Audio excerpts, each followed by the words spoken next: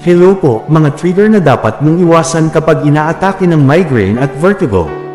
Herman Buelva po uli, sobrang liwanag, stress, kulang sa tulog, pagyuko o pag-ikot ng ulo, malalakas na amoy, soft drinks at sugary drinks, sobrang pagtitig sa gadgets, biglaang pagbangon o pagtayo, at walang tubig buong araw.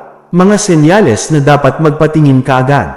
Pamamanhid ng kalahating mukha, hirap magsalita, sobrang hilo na hindi ka makatayo, mataas na BP kasabay ng pagsakit ng ulo, panlalabo ng paningin, chest pain habang may migraine, at hindi nawawala kahit nagpahinga. Nuts oral ways para maiwasan ang frequent migraine at vertigo.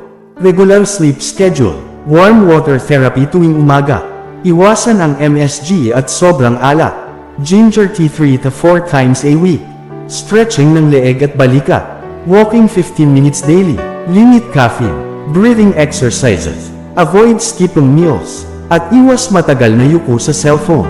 Sino ang madaling atakihin ng migraine plus vertigo?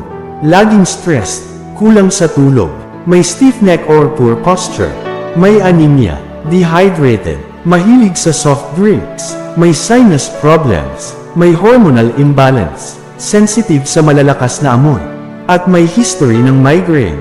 Tandaan, ang migraine at vertigo ay hindi simpleng hilo at sakit ng ulo. Ito ay senyales na pagod ang utak, mahinang circulation, at mataas ang stress sa nerve system. Kapag inalagaan mo ang tulog, tubig, posture, at breathing mo, bumababa ang frequency at tindi ng atake.